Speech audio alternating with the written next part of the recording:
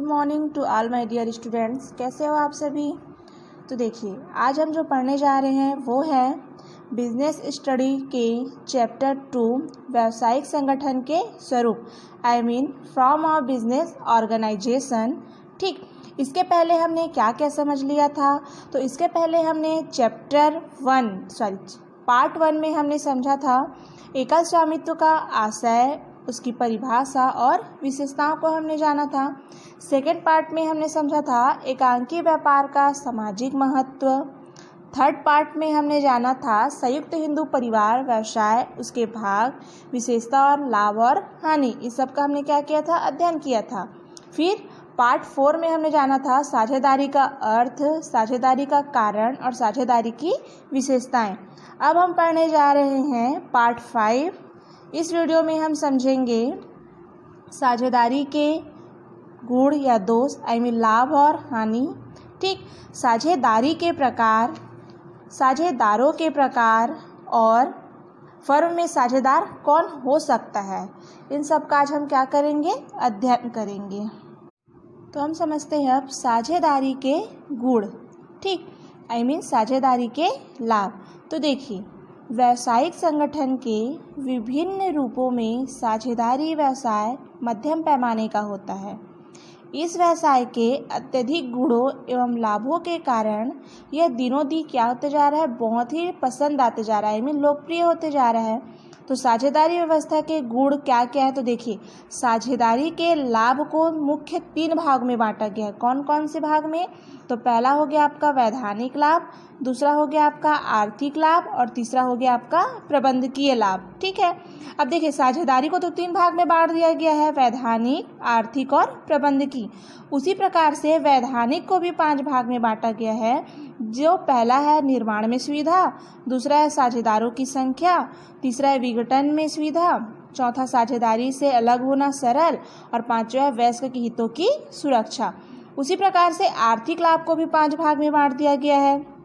तो कौन कौन सा है, तो पहला है आपका अधिक पूंजी की उपलब्धता, दूसरा है उदार शर्तों पर साख, तीसरा है प्रबंध में मितव्ययिता, चौथा है आयकर में कमी और पांचवा है आपका अधिक प्रेरणा। उसी प्रकार से प्रबंधकीय लाभ को भी 5 भाग में बांटा गया। वो कौन कौन सा है, तो पहला है आपका विभिन्न प्रकार की क्षमताओं की उपलब्धि, सेकेंड है विचार विमर्श एवं सही निर्णय, थर्ड है गोपनीयता, फोर्थ है लोचकता और पांचवा है सहकारिता का गुण। तो ये हो गया क्या हमारा साझेदारी के लाभ।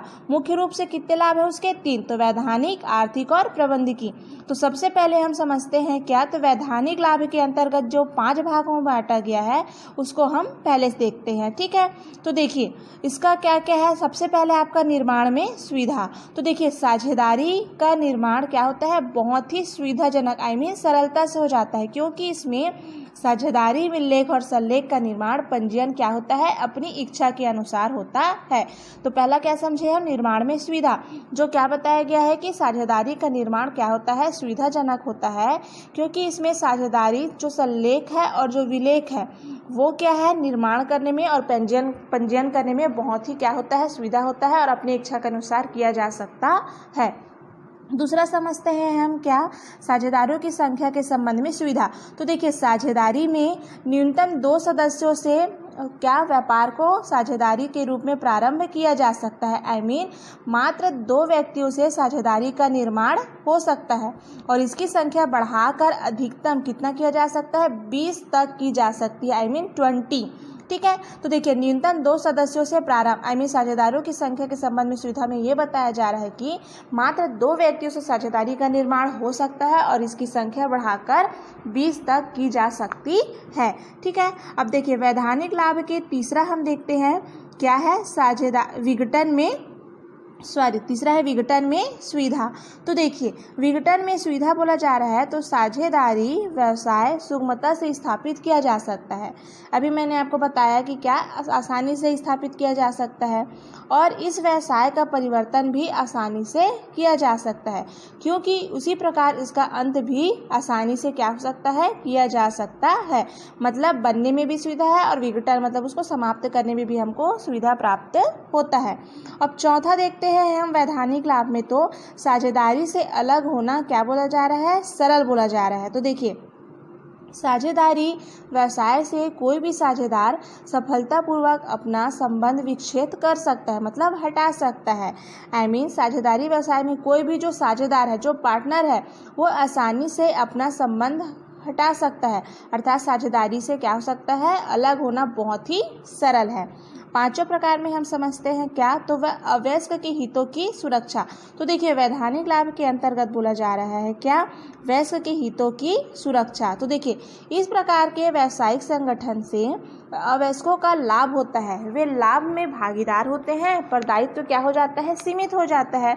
इसलिए साझेदारी अधिनियम में उनके हितों की सुरक्षा का प्रावधान है।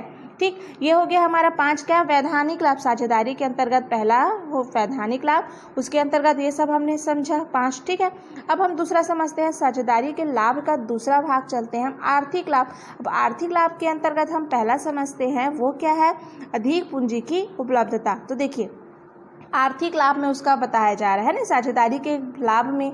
तो एकांकी व्यवसाय में अकेला व्यवसायी पूंजी लगाता है, एकांकी व्यवसाय में, लेकिन इसमें सभी साझेदार क्या लगाते हैं, पूंजी लगाते हैं, अतः अधिक मात्रा में पूंजी उपलब्ध हो जाती है। अर्थात बताया जा रहा है कि जो एकांकी व्यवसाय है उसमें केवल एक ही व्यक्ति अपना पूंजी लगाता है, लेकिन पार्टनरशिप में सभी जितने भी साझेदार होते हैं वो समान अनुपात में पूंजी लगाते हैं, अतः अधिक मात्रा में पूंजी उपलब्ध क्या हो जाती है, आसानी से प्राप्त हो जाती है। दूसरा देखते हैं हम आर्थिक लाभ के अंतर्गत उदार शर्तों पर साख। तो देखिए, अनेक साझेदार ऐसे होते हैं जिनका विभिन्न क्षेत्रों में प्रावधान होता है। साझेदारों का व्यक्तिगत पूंजी भी ऋण के भुगतान में क्या हो जाती है, सम्मिलित मानी जाती है, अतः ऋण भुगतान में संदेह नहीं होता है और उदार शर्तों पर ऋण की प्राप्ति आसानी से हो जाती है। तीसरा समझते हैं हम प्रबंध में मितव्ययिता। तो देखिए, कुशल प्रबंधन के कारण प्रबंध के प्रत्येक क्षेत्र में कम व्यय होता है। इसके अतिरिक्त अनेक स्वामियों द्वारा निर्माण एवं निरीक्षण होते रहने के कारण कर्मचारी व्यवसाय संबंधित अनावश्यक व्यय नहीं करते हैं। ठीक, ये हो गया क्या, प्रबंध में मितव्ययिता। चौथा देखते हैं हम आयकर में कमी। तो देखिए, संयुक्त स्टॉक कंपनी की अपेक्षा साझेदारी व्यवसाय में आयकर क्या होता है, कम लगता है। और पांचवा देखते हैं आर्थिक लाभ के अंतर्गत अधिक प्रेरणा। तो देखिए, सभी साझेदार व्यवसाय के लाभ के लिए कार्य करते हैं, जिनसे उन्हें अधिक लाभ की प्राप्ति हो जाती है। इस प्रकार एकांकी व्यवसाय से साझेदारी में अधिक प्रेरणा अधिक होती है। ठीक, ये हो गया क्या, आपका आर्थिक लाभ, जिसके अंतर्गत हमने 5 भागों को समझा। अब समझते हैं हम प्रबंधकीय लाभ। तो प्रबंधकीय लाभ के अंतर्गत पहला है विभिन्न प्रकार की क्षमताओं की उपलब्धि।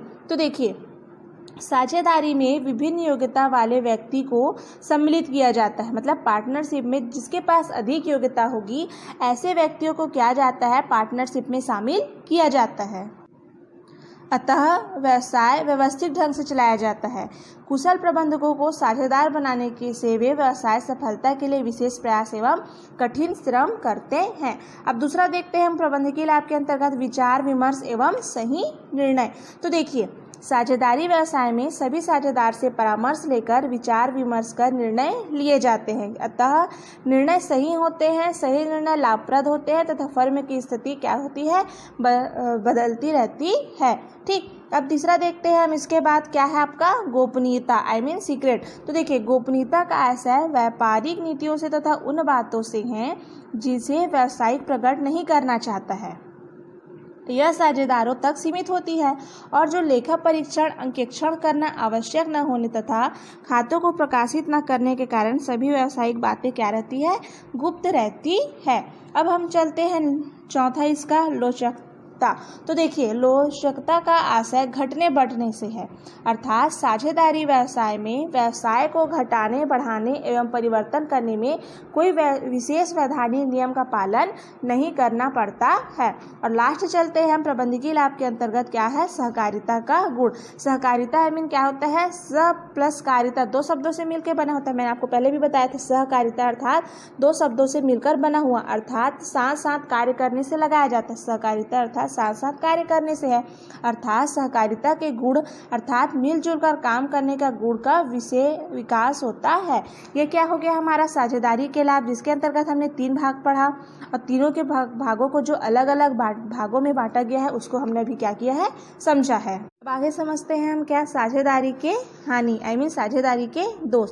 देखिए, अभी हमने साझेदारी के लाभ के अंतर्गत 3 भाग में बांटा गया, क्या, वैधानिक, आर्थिक और प्रबंधकीय लाभ। उसी प्रकार से साझेदारी के दोषों को भी 3 भाग में बांटा गया है। कौन कौन सा है? तो वो भी है वैधानिक दोष, आर्थिक दोष और प्रबंधकीय दोष। मतलब साझेदारी के दोषों को भी 3 भाग में बांटा गया। वो कौन कौन सा है? तो वैधानिक, आर्थिक और प्रबंधकीय दोष। तो देखिए, वैधानिक दोष के अंतर्गत इसको भी 3 भाग में डिवाइड किया गया है। तो पहला है अस्तित्व अनिश्चित, दूसरा है हित का हस्तांतरण कठिन, तीसरा है विघटन के बाद भी दायित्व। फिर आर्थिक दोष के अंतर्गत भी इसको 4 भाग में डिवाइड कर दिया गया है। पहला है सीमित पूंजी, दूसरा है साख की सीमितता, तीसरा है अपव्यय और चौथा है लाभ के लिए क्रम प्रेरणा। उसी प्रकार से प्रबंधकीय दोष के अंतर्गत भी इसको 5 भाग में बांट दिया गया है। तो कौन कौन सा है वो 5 भाग? तो पहला है आपका कार्य में विलंब, दूसरा है मतभेद, तीसरा है असीमित उत्तरदायित्व, चौथा है संचालन में सीमितता और 5वां है जनता का कम विश्वास। तो देखिए, साझेदारी के दोषों को भी 3 भाग में बांटा गया। तो सबसे पहले हम समझते हैं वैधानिक दोष। तो वैधानिक दोष के अंतर्गत पहला समझते हैं हम अस्तित्व क्या होता है? अनिश्चित होता है। तो देखिए, साझेदारी में लाभ क्या बताया जा रहा है कि इसका अस्तित्व क्या होता है? अनिश्चित रहता है। अर्थात साझेदारी का अस्तित्व सीमित एवं अनिश्चित होता है, मतलब कुछ समय के लिए होता है। किसी साझेदारी की मृत्यु, अवकाश ग्रहण करने, पागल या दिवालिया हो जाने पर साझेदारी क्या हो जाती है? समाप्त हो जाती है। यदि किसी साझेदार की क्या हो जाती है? मृत्यु हो जाती है, यदि वह अवकाश ग्रहण कर ले या फिर पागल या दिवालिया घोषित कर दिया जाता है उसको, तो उसकी साझेदारी अपने आप ही क्या हो जाती है? समाप्त हो जाती है। मतलब उसका अस्तित्व की अनिश्चितता का प्रमुख कारण साझेदार एवं साझेदारी का पृथक अस्तित्व का ना होना है। ठीक है, दूसरा देखते हैं इसी के अंतर्गत वैधानिक दोष के अंतर्गत हित का हस्तांतरण कठिन होता है। मतलब साझेदारी में हित का हस्तांतरण बहुत ही कठिन है, क्योंकि हित के हस्तांतरण के लिए सभी साझेदारों की सहमति क्या होती है? बहुत ही आवश्यक होती है।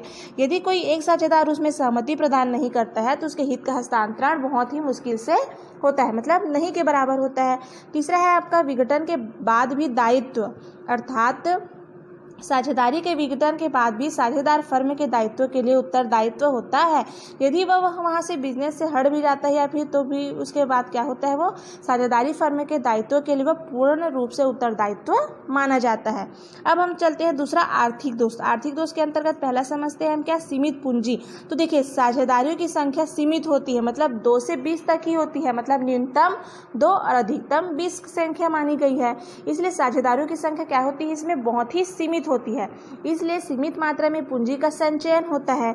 इसलिए बड़े पैमाने पर कार्य या व्यवसाय करना संभव नहीं हो पाता। ये उसका दोष बताया जा रहा है सीमित पूंजी के कारण। दूसरा देखते हैं हम आर्थिक दोष के अंतर्गत ही साख की सीमितता, साझेदारों की सीमित संख्या एवं सीमित पूंजी के कारण उसकी साख सुविधा भी सीमित हो जाती है, मतलब उसकी ख्याति में वृद्धि अच्छे से नहीं हो पाती। ठीक, तीसरा देखते हैं हम अपव्यय। तो आर्थिक दोष के अंतर्गत तीसरा आपका क्या आता है? आपका अपव्यय। तो अपव्यय अधिक होता है क्योंकि साझेदार यह समझता है कि व्यय की राशि सभी साझेदारों में बढ़ जाएगी, इसलिए कोई अकेला उसको वहन नहीं करेगा। वह अपनी मनोवृत्ति अभिव्यक्ति को क्या करता है? जन्म देता है। जब देखिए क्या बोला जा रहा है? व्यय की राशि सभी साझेदारों में बढ़ जाएगी, अर्थात यदि कोई अकेला उसको वहन करेगा तो उसकी मनोवृत्ति अपव्यय को क्या करता है? जन्म देता है। अब 5वें समझते हैं हम आर्थिक दोष के अंतर्गत। चौथा समझते हैं हम लाभ के लिए कम प्रेरणा। तो देखिए, एकांकी व्यापार के समान लाभ के लिए प्रेरणा बहुत कम मिलती है, क्योंकि लाभ का जो बंटवारा हो जाता है और जो एकांकी व्यवसाय के समान कठिन परिश्रम लगन से कार्य नहीं करता है। ठीक, ये हो गया क्या आपका आर्थिक दोष। आर्थिक दोष के अंतर्गत हमने समझा क्या? 4 भागों को। अब समझते हैं हम प्रबंधकीय दोष। तो प्रबंधकीय दोष के अंतर्गत पहला आता है आपका क्या? कार्य में विलंब। तो देखिए, सभी साझेदारों की सहमति से निर्णय लिया जाता है, जिसे निर्णय लेने में बहुत ही विलंब हो जाता है, मतलब बहुत देर हो जाती है। फलस्वरूप कार्य की प्रगति पर उसके विपरीत प्रभाव पड़ता है, अतः कार्य के संपादन में विलंब होता है। अर्थात कार्य को चलाने में बहुत ही क्या होता है? विलंब, मतलब समय हमारा बर्बाद होता है। ठीक, दूसरा देखते हैं हम इसके अंतर्गत क्या? मतभेद। तो साझेदारी में व्यक्तिगत स्वार्थ एवं व्यावसायिक कारणों से वाद विवाद व संघर्ष होने की संभावना अधिक होती है, इसलिए साझेदारी व्यवसाय पर बुरा प्रभाव पड़ता है। अर्थात साझेदारी में 2 से अधिक व्यक्ति का होता है, अर्थात कभी कभी लोग अपने व्यक्तिगत स्वार्थ और व्यावसायिक कारणों से वाद विवाद के कारण भी संघर्ष होने की संभावना अधिक रहती है। इससे साझेदारी व्यवसाय पर बहुत ही ज़्यादा बुरा प्रभाव पड़ता है। अब प्रबंधकीय दोष के अंतर्गत तीसरा देखते हैं हम असीमित उत्तरदायित्व। असीमित उत्तरदायित्व साझेदारी फर्म का सबसे बड़ा दोष माना गया है, क्योंकि साझेदार द्वारा प्रयुक्त पूंजी के अतिरिक्त उसकी निजी पूंजी का प्रयोग भी साझेदारी के दायित्व के भुगतान के लिए किया जा सकता है। अतः संपन्न व्यक्ति साझेदार में पड़ना नहीं चाहता है। ठीक, अब उसके आगे देखते हैं हम चौथा संचालन में सीमितता। तो देखिए, साझेदारी व्यवसाय के संचालन में सभी साझेदारों का अधिकार होता है, मतलब उसमें जितने भी व्यक्ति साझेदार रहेंगे उसमें सभी का उसका क्या होता है, अधिकार होता है। अतः संचालन में उत्तरदायित्व का अभाव रहता है। ठीक है, जिसके कारण संचालन में शिथिलता आ जाती है और उत्तरदायित्व के अभाव के अतिरिक्त सभी साझेदार कुशल संचालक नहीं होते हैं। ठीक, और प्रबंधकीय दोष के अंतर्गत अब पांचवा और आखिरी समझते हैं जनता का कम विश्वास। तो देखिए, साझेदारी फर्म के प्रति जनता का कम विश्वास होता है, क्योंकि इस व्यावसायिक संगठन के अनेक स्वामी होते हैं तथा सभी अलग अलग ढंग से क्या करते हैं, कार्य करते हैं। ये हो गया क्या हमारा प्रबंधकीय दोष। तो हमने साझेदारी के दोष को समझा, जिसको भी 3 भाग में बांटा गया था, वैधानिक, आर्थिक और प्रबंधकीय दोष, जिसके अंतर्गत ये सभी हमने अभी जाना। आगे समझते हैं हम क्या, तो देखिए इसके आगे हम जानते हैं अब साझेदारी के भेद या प्रकार। तो देखिए, साझेदारी के प्रकार, ठीक, साझेदारी के प्रकारों को भी 3 भाग में डिवाइड किया गया। कौन कौन सा? उद्देश्य के अनुसार, समय के अनुसार और प्रकृति के अनुसार। कितना, कौन से भाग में बांट दिया है? 3 भाग में, उद्देश्य, समय और प्रकृति। उसी प्रकार से उद्देश्य के अनुसार भी 2 भाग में बांट दिया गया साझेदारी को, ऐच्छिक साझेदारी और विशेष साझेदारी। उसी प्रकार से समय के अनुसार भी इसको 2 भाग में बांट दिया गया है, निश्चित समय के लिए साझेदारी और अनिश्चितकालीन समय साझेदारी। प्रकृति के अनुसार भी साझेदारी को 2 भाग में बांटा गया है, तो साधारण साझेदारी और सीमित साझेदारी। साझेदारी के कितने प्रकार? 3 प्रकार, उद्देश्य, समय और प्रकृति। उद्देश्य के अनुसार से 2, समय के अनुसार से 2 और प्रकृति के अनुसार से 2। कितना हो गया आपका? 6 साझेदारी। तो ठीक है, सबसे पहले आप क्या समझेंगे अब?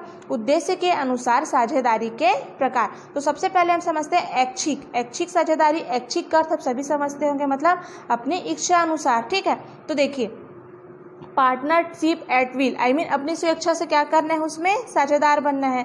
तो देखिए, भारत में ऐच्छिक साझेदारी का प्रचलन बहुत ही अधिक होता है, क्योंकि यदि साझेदारी करार में साझेदारी की अवधि के संबंध में कोई उल्लेख ना हो तब उसे ऐच्छिक साझेदारी कहते हैं। ठीक है, अब देखिए, ऐच्छिक शब्द के प्रयोग के कारण साझेदारों की इच्छा के अनुसार साझेदारी का विघटन होता है, अर्थात भारतीय भागीदारी अधिनियम की धारा 7 में ऐच्छिक साझेदारी की व्याख्या की गई है। तो ये क्या हो गया हमारा? उद्देश्य के अनुसार से पहला हो गया आपका क्या? ऐच्छिक साझेदारी। अब उसी के अंतर्गत दूसरा समझते हैं हम, क्या है आपका? विशेष साझेदारी। तो देखिए, विशेष साझेदारी के अंतर्गत क्या क्या है? तो किसी कार्य विशेष के संपादन के लिए गठित साझेदारी को विशेष साझेदारी कहते हैं। मतलब किसी निश्चित काम के लिए, मतलब किसी अच्छे उद्देश्य के लिए किसी का क्या करना है, उसका चयन करना ही आपका क्या कहलाता है? विशेष साझेदारी कहलाता है। उद्देश्य की पूर्ति के बाद विशेष साझेदारी स्वतः समाप्त हो जाती है। ठीक है, भारतीय भागीदारी अधिनियम की धारा 8 में विशेष साझेदारी के लक्षण बताए गए हैं। ठीक, ये क्या हो गया आपका? उद्देश्य के अनुसार, पहला आपका ऐच्छिक और दूसरा समझ लिए आपने क्या? विशेष साझेदारी। अब हम समझते हैं क्या? समय के अनुसार। तो समय के अनुसार पहला आपका क्या है? निश्चित समय के लिए साझेदारी। तो देखिए, किसी निश्चित फिक्स टाइम के लिए, मतलब फिक्स टीम के लिए, तो कि इस प्रकार की साझेदारी में साझेदारी की अवधि निश्चित होती है, जैसे 1 वर्ष, 2 वर्ष या 3 वर्ष। ठीक है, मतलब एक साझेदारी, मतलब कोई पार्टनरशिप कब तक उस व्यवसाय में पार्टनरशिप में रह सकता है, उसका एक निश्चित समय होता है। मतलब उसी को क्या बोला जा रहा है? समय के अनुसार में बोला जा रहा है, तो निश्चित समय के लिए बोला जा रहा है। जैसे आपका 1 वर्ष हो गया, 2 वर्ष हो गया, चाहे वो 3 वर्ष के लिए हो जाए, मतलब एक निश्चित समय कालीन के लिए ही क्या किया जाता है, उसमें पार्टनरशिप बनाया जाता है। अब समय के अनुसार से दूसरा समझते हैं क्या आपका? अनिश्चितकालीन साझेदारी। मतलब इस प्रकार की साझेदारी में कोई समय निश्चित नहीं होता है, चाहे वह 1 महीने के लिए हो, चाहे उस व्यवसाय के चलते तक लंबे समय तक के लिए क्यों ना हो। अर्थात इस प्रकार की साझेदारी में कोई समय निश्चित नहीं होता है। साझेदारी उस समय तक चलती रहती है जब तक साझेदारी विघटन के लिए सहमत ना हो और कोई वैधानिक संकट उपस्थित ना हो जाए। मतलब 2 भाग बता दिया गया आपका, समय के अनुसार से निश्चित, एक अनिश्चित। निश्चित समय के लिए मतलब उसमें मात्रा बता दिया जाता है, और निश्चित समय के लिए क्या बोला जा रहा है? इसमें किसी प्रकार से कोई अनिश्चित समय नहीं होता है कि आप कब इस पार्टनरशिप में रह सकते हैं और कब नहीं। ठीक, अब हम तीसरा देखते हैं क्या, प्रकृति के अनुसार से साझेदारी। तो प्रकृति के अनुसार से भी दो भाग में बांट दिया गया है आपका, कौन कौन सा है, तो साधारण साझेदारी और दूसरा आपका हो गया सीमित साझेदारी। तो देखिए पहला समझते हैं हम क्या, साधारण साझेदारी। तो सामान्यतः साझेदारी सामान्य होती है क्योंकि इसमें साझेदारों का दायित्व क्या होता है, असीमित होता है। इसका नियमन भारतीय भागीदारी अधिनियम 1932 के अनुसार होता है क्योंकि भारत में इसी प्रकार के साझेदारी का प्रचलन है। दूसरा समझते हैं हम क्या, सीमित साझेदारी। मतलब अब हम देखते हैं प्रकृति के अनुसार से दूसरा में सीमित साझेदारी। तो इस प्रकार की साझेदारी में कुछ साझेदारों का दायित्व उनकी पूंजी तक ही क्या होता है, सीमित होता है। ठीक, अर्थात सीमित साझेदारी में एक या कुछ साझेदारों का दायित्व सीमित होता है। दायित्व सीमित होने का आशय दायित्व की अधिकतम राशि साझेदार द्वारा निवेशित राशि का होना है। इस प्रकार की साझेदारी की स्थापना का उद्देश्य ऐसे व्यक्तियों को साझेदार बनाना होता है जो व्यवसाय के लिए उपयोगी हो तथा जो असीमित दायित्व के कारण साझेदारी में प्रवेश करना नहीं चाहते हैं। अंतर्गत एक और समझते हैं क्या, अवैध साझेदारी। तो देखिए ऐसे साझेदारी में भारतीय भागीदारी अधिनियम 1932 की शर्तों के तहत निर्मित न की गई हो उसे अवैध साझेदारी कहा जाता है क्योंकि स्थितीय साझेदारी अवैध मानी जाती है, जिसके अंतर्गत पहला बताया जा रहा है क्या, सदस्यों की संख्या 2 से कम तथा 20 से अधिक या बैंकिंग व्यवसाय की दशा में 10 से अधिक हो जाने पर। ठीक, साझेदारी के निर्माण का उद्देश्य अवैधानिक हो जाए पर राष्ट्र विरोधी कार्य करना प्रारंभ कर दे तो उसे अवैध माना जाता है। ठीक है, अवैध साझेदारी माना जाता है। न्यायालयीन आदेश के तहत फर्म समाप्त हो गई हो फिर व्यवसाय संचालन जारी रखा हो तो भी उसे क्या माना जाता है, अवैध साझेदारी माना जाता है। भारतीय भागीदारी के अधिनियम के तहत विपरीत कार्य अगर कर रहा है तो भी उसे अवैध साझेदारी माना जाएगा। एक साझेदार को छोड़कर सभी साझेदारियां दिवालिया घोषित हो गए तो भी अवैध माना जाएगा। विदेशी या शत्रु राष्ट्र की कोई फर्म जिसे शत्रु घोषित कर दिया गया हो और उसके साथ वो पार्टनरशिप रखता हो तो भी वह अवैध साझेदारी कहलाएगा। निश्चित अवधि समाप्त होने पर भी साझेदारी का व्यवसाय चल रहा हो तो भी वो क्या कहलाता है, अवैध साझेदारी कहलाता है। तो साझेदारी का उद्देश्य अनैतिक कार्य करना हो गया। जब साझेदारी में अयोग्य व्यक्ति जैसे पागल, मूर्ख, अवयस्क आदि मिलकर कार्य कर रहे हो तो भी उसे अवैध साझेदार की श्रेणी में ही रखा जाता। हमने समझा क्या, साझेदारी के प्रकार। अब हम समझेंगे साझेदारों के प्रकार। तो देखिए साझेदारों के प्रकार को भी 3 भाग में डिवाइड किया गया है, दायित्व की दृष्टि से साझेदार, व्यापार संचालन की दृष्टि से साझेदार और अन्य दृष्टि से साझेदार। तो दायित्व की दृष्टि से साझेदार को भी 2 भाग में बांट दिया गया, सामान्य और सीमित। व्यापार संचालन की दृष्टि से साझेदार को 5 भाग में बांटा गया है, कौन कौन सा, सक्रिय, दूसरा निष्क्रिय, तीसरा नाम मात्र का साझेदार, चौथा केवल लाभ के लिए साझेदार और 5वां प्रदर्शन द्वारा साझेदार या गत्यारोधक साझेदार। उसी प्रकार से तीसरा है अन्य दृष्टि से साझेदार, जिसके अंतर्गत भी उसको 5 भाग में बांट दिया गया, उप साझेदार, दूसरा आगंतक साझेदार, तीसरा निगामी साझेदार, चौथा गुप्त साझेदार और 5वां हो गया आपका अवयस्क साझेदार। तो सबसे पहले हम समझते हैं क्या, साझेदारों के प्रकार में पहला दायित्व की दृष्टि से साझेदार। तो देखिए सबसे पहला आता है आपका क्या, सामान्य साझेदार। तो देखिए पूर्व में साझेदारी व्यवसाय या फर्म के संबंध में विस्तृत विवेचना की गई है। ठीक है, अब साझेदारों के संबंध में विवेचना कर रहे हैं, जिसके अंतर्गत पहला समझ रहे हैं हम क्या, दायित्व की दृष्टि से साझेदार। उसके अंतर्गत आता है आपका क्या, सामान्य साझेदार।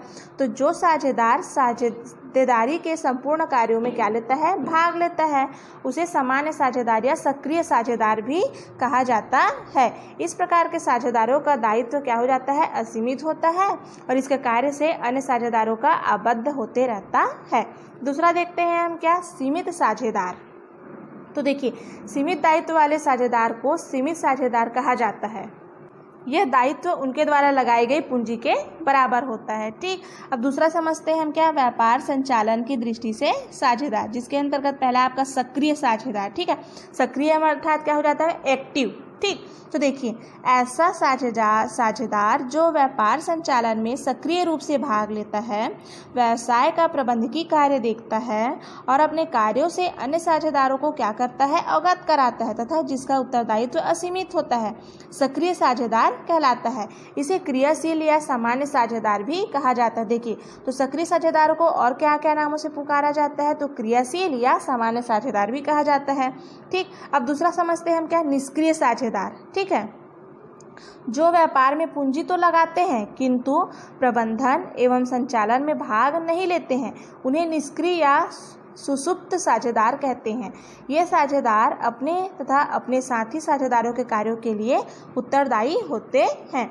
तीसरा देखते हैं हम नाम मात्र का साझेदार, जैसे नॉमिनल। ठीक है, ये न तो फर्म में पूंजी लगाते हैं और न ही संचालन में भाग लेते हैं। ये अपने नाम एवं ख्याति का प्रयोग करने की अनुमति केवल प्रदान करते हैं। समझ आ गया होगा आपको। न तो ये पूंजी लगाते हैं और न ही किसी संचालन में भाग लेते हैं, केवल और केवल अपने नाम का प्रसिद्धि का क्या करते हैं, केवल अनुमति प्रदान करते हैं सामने वाले को। उन्हें केवल नाम मात्र का साझेदार कहते हैं। ये लाभ में हिस्सा नहीं पाते, लेकिन सामान्य साझेदारों की भांति तृतीय पक्षकार के प्रति उत्तरदायित्व होते हैं। अब चौथा समझते हैं हम केवल लाभ के लिए साझेदार।